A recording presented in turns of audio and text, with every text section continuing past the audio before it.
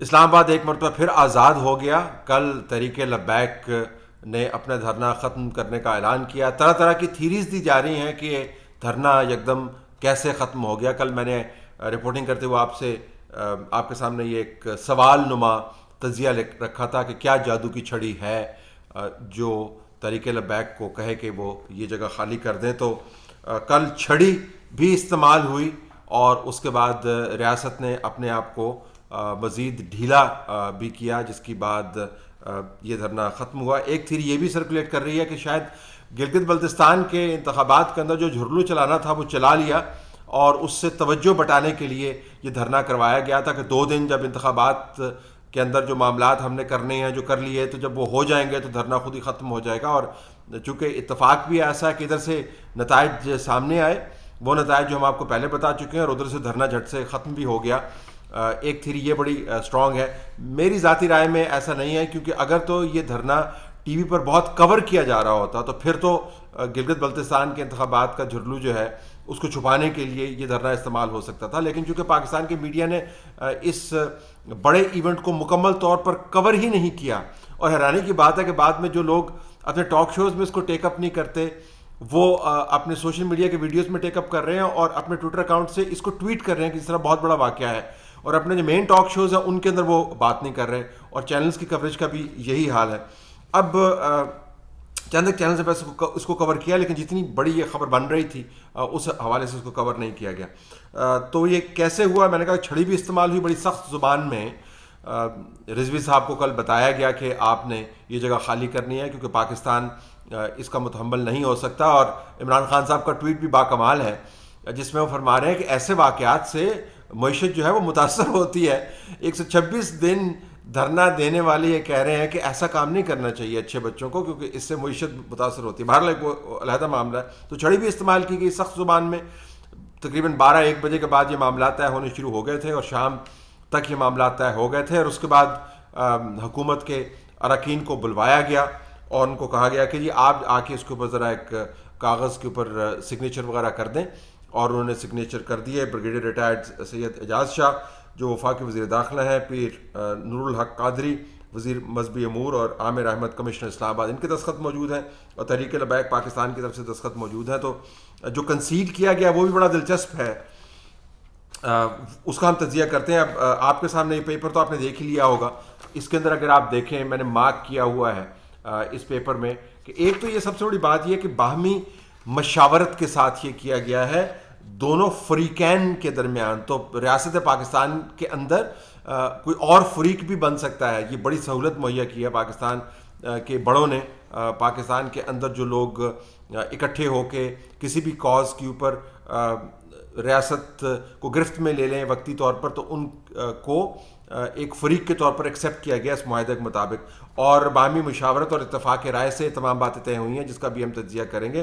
یعنی اس کے اندر ایسا نہیں ہے کہ حکومت کی اپنی مرضی اور منشا شامل نہیں ہے. تو سب سے پہلے تو کیا کیا گیا کہ حکومت فرانس کے سفیر کو 2-3 ماہ کے عرصے کے اندر پارلیمنٹ سے فیصلہ سازی کے ذریعے ملک بدر کر دے گی. تو ملک بدر کرنے کی شک کے اوپر ایگریمنٹ ہے فیصلہ سازی کے ذریعے. تو حکومت وقت نے فیصلہ سازی کا جو مخصوص طاقت ہے وہ تحریک لبیک پاکستان کے حوالے کی، اور انہوں نے بتایا کہ آپ نے اتنے عرصے کے اندر یہ فیصلہ سازی کے ذریعے کام کرنا ہے. کوئی ایڈمنسٹریٹو ایکشن آپ نے نہیں لینا، باقاعدہ فیصلہ کرنا ہے اور پارلیمان کے اندر سے کرنا ہے. تو پارلیمان جو عوام کے حقوق کا نمائندہ ہے اور ان کے جذبات کا نمائندہ ہے، اس کو اس معاہدے کے تحت تحریک لبیک کے پروٹیسٹرز نے پابند کر دیا ہے. حکومت اپنا سفیر فرانس میں تعینات نہیں کرے گی. یہ دوسری شک آپ کے سامنے ہے. اس وقت پاکستان کا سفیر جو ہے وہ فرانس میں ہے ہی نہیں، اور اس کی وجہ وہ کیریکیچرز نہیں ہے. اس کی وجہ یہ ہے کہ جو وہاں پر سفیر موجود تھے ان کو کہیں اور پوسٹ کر دیا گیا، اور ابھی جو نیا سفیر ہے اس کی تعیناتی نہیں تھی، اور بیچ میں یہ واقعہ ہو گیا. اور اس کے بعد حکومت نے پھر یہ فیصلہ کیا کہ ابھی ہم سفیر کو تعینات ہی نہیں کرتے. لیکن پاکستان کے وہاں پہ جو ڈپٹی سفیر ہے وہ اپنے کام کر رہے ہیں، باقی سفارت خانہ کام کر رہا ہے. لیکن اب اس معاہدے کے ذریعے بتایا گیا کہ سفیر کو تعینات نہیں کیا جائے گا. یعنی خارجہ امور کے معاملات کو بھی حکومت نے اپنے دستخطوں کے ساتھ مان لیا ہے. خارجہ امور کس طرح کنڈکٹ ہونے چاہیے. ہم اچھے برے کی بحث میں نہیں جا رہے. ہو سکتا ہے کہ میرے دل میں بھی بہت سارے ایسے معاملات ہوں جو میں حکومت سے جو میں ڈیمانڈ کرتا ہوں کہ یہ کام کریں اس تنازع کے حوالے سے, لیکن میں ایک شہری ہوں, میں ایک ڈیمانڈ کر سکتا ہوں, میں حکومت کو اور ریاست کو فورس نہیں کر سکتا. یہاں پہ ریاست کو فورس کیا گیا ہے کہ وہ خارجہ پالیسی کے اہم معاملات کے اوپر بھی تحریک لبیک کے پروٹیسٹرز کی بات مانے گی. پھر یہ کہ فرانس کے مصنوعات کا سرکاری طور پر مکمل بائیکاٹ کیا جائے گا. تو انڈیویجول فیل نہیں ہے, سرکاری سطح کے اوپر اس کو بائیکاٹ کروانے کی بات کی جا رہی ہے. تو جو معاشی معاملات ہیں کہ کون سی چیز پاکستان کے اندر آنی ہے, کون سی چیز پاکستان کے اندر بکنی ہے, کون سی چیز پاکستان کے اندر خریدی جانی ہے, وہ بھی تحریک لبیک کے حوالے کر دیا گیا. اور اس کے بعد کسی بھی جگہ پر ٹریفک کو روکنا, ہسپتالوں تک لوگوں کو نہ پہنچنے دینا, اسکولوں کی بندش کرنا, کالجز کو بند کرنا, گاڑیوں کو واپس بھجوا دینا. آپ جتنے بڑے تگڑے مالدار اور طاقتور شخص ہوں, آپ بیچ سڑک میں کھڑے ہو کے ٹریفک کو بند نہیں کر سکتے. آپ جتنے مرضی تگڑے بڑے طاقتور شخص ہوں, آپ ہسپتال کے دروازے کے اوپر کھڑے ہو کے تالا نہیں لگوا سکتے. آپ جتنے مرضی تگڑے بڑے طاقتور شخص ہوں, دولت مند شخص ہوں, آپ اسکولوں کو بند نہیں کروا سکتے. آپ لوگوں کو روزگار پر جانے سے روک نہیں سکتے. آپ سرکاری املاک کے اوپر بیٹھ نہیں سکتے. ریاست کے اپنے قانون کے اندر یہ بدترین قسم کے جو جرائم ہیں ان کے زمرے میں آتا ہے. لیکن یہاں پر یہ سب کچھ ہوا, دیدہ دلیری کے ساتھ ہوا, اور ساتھ یہ کہا گیا کہ اب اس کے اوپر نہ کوئی مقدمہ ہوگا, اور جو پکڑے گئے ہیں لوگ یہ کام کرتے ہیں ان کو چھوڑ دیا جائے گا, اور باقاعدہ اس کو معاہدے کی شکل دے دی گئی. یہ بڑا دلچسپ ہے کہ تحریک لبیک کے جو میڈیا سیل ہے, بہت ایکٹیو میڈیا سیل ہے, اور میں آپ کو بتاؤں کہ میں ان سے ظاہر معلومات مجھے حاصل کرنی ہے تو میں ان سے بھی رابطے میں تھا. چند ایک ویڈیوز جو میں نے ٹویٹ کی وہ ان کی طرف سے آئیں, کچھ ہم نے خود جا کے وہاں پر فلم کی. ان کا جو میڈیا ہے وہ بڑا زبردست طریقے سے اس کو پروجیکٹ کر رہا ہے.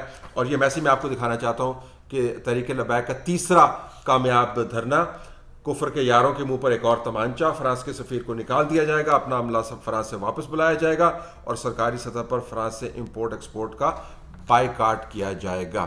اس کے اوپر وزیر داخلہ کے سگنیچر ہیں, اس کے اوپر وزیر مذہبی امور کے سگنیچر ہیں, اس کے اوپر اسلام آباد کے ایڈمنسٹریشن کے جو ہیڈ ہیں کمشنر اسلام آباد ان کے سگنیچر موجود ہیں. تو پاکستان کے اندر وہ تمام کام جس کی قانون اجازت نہیں دیتا, وہ تمام کام جو جرائم کے زمرے میں آتے ہیں, وہ تمام پالیسیاں جو حکومت کو خود بنانی ہوتی ہیں, آپ بڑی آسانی سے حکومت سے بنوا سکتے ہیں, ریاست کی دوڑیں لگوا سکتے ہیں اگر آپ کے پاس بھی تحریک لبیک جیسی تنظیم سازی کی طاقت ہو, اور آپ یہاں پر آئیں اور اس کو استعمال کریں. لیکن تحریک لبیک کے جو لوگ ہیں ان کو آپ مورد الزام نہیں ٹھہرا سکتے. تحریک لبیک کے لوگوں اور ان کے جو خادم رزمی کے جو ماننے والے ہیں, جو چاہنے والے ہیں ان کو آپ مورد الزام کیسے ٹھہرا سکتے ہیں کہ جب ریاست نے خود 2017 کے اندر ان کو ایسی سہولیات مہیا کی تھیں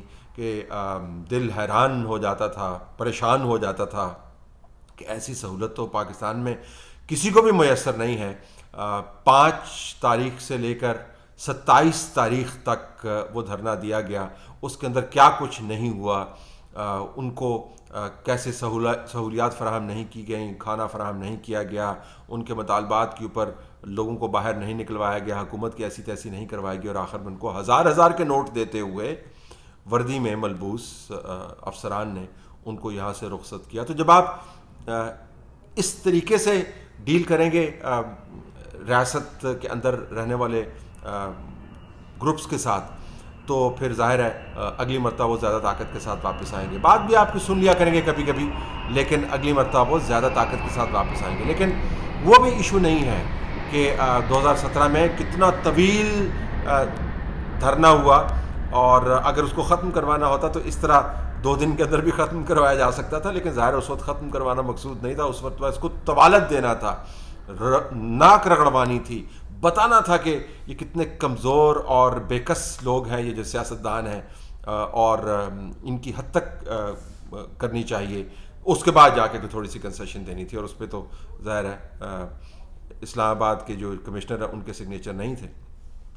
اصل ایشو وہ بھی نہیں ہے. اصل ایشو یہ ہے کہ جب آپ نے اسلام آباد کو 126 دن بلاک رکھا as a mainstream political party, تو آپ کسی بھی جماعت کو اور کسی بھی گروپ کو کیسے کہہ سکتے ہیں کہ آپ اسلام آباد کے اوپر جو ہے وہ جتھا بندی نہ کریں اور اسلام آباد کو یرغمال نہ بنائیں.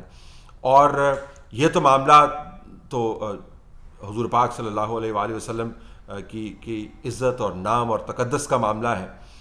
اس معاملے کے اوپر جائیے جس کے اوپر 126 دن دھرنا دیا گیا تھا, تو اس کی کوئی گراؤنڈز بھی نہیں تھے, اس کی کوئی بیسس ہی نہیں تھی, لیکن اس کے باوجود 126 دن اسلام آباد کو مکمل طور پر جو اس کا کور ہے, جو اس کی نرو سینٹر ہے, جہاں پہ کورٹس موجود ہیں, جہاں پر ڈپلومیٹک انکلیو موجود ہے, جہاں پہ آپ کے ایمبیسیز جہاں سے آتی جاتی ہیں, جہاں پر آپ کا کہ بزنس سینٹرز موجود ہیں, اس کو مکمل طور پہ بند کر دیا گیا.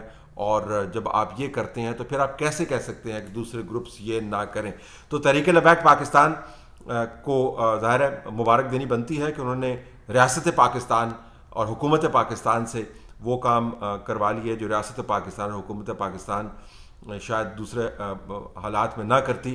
اور ہم نے یہ دیکھا ہے کہ ریاست پاکستان اور حکومت پاکستان عام شہریوں کو قانون ماننے کی جو ہر وقت تاکید و تلقین کرتی رہتی ہے, اس کا اطلاق ایسے گروپس کے اوپر نہیں ہوتا.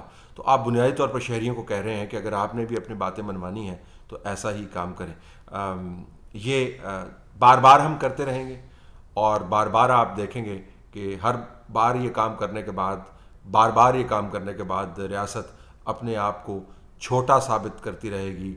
بھلے کسی ایک آدھ دھرنے کے اندر چھڑی اور سخت زبان کے ذریعے بھی آپ نے کام کروایا ہو, لیکن 3 مرتبہ یہ ہو چکا ہے, چوتھی مرتبہ بھی ہوگا اور 5ویں مرتبہ بھی ہوگا. تو 5ویں مرتبہ جب ہوگا تو اس وقت وہ کسی چھڑی کی زبان نہیں سمجھیں گے, اور کوئی ان کو روکنے جوگا نہیں ہوگا, کیونکہ جو روکنے والے ہیں انہوں نے خود اسلام آباد کو طویل عرصے تک بغیر کسی بنیاد کے یرغمال بنائے رکھا تھا.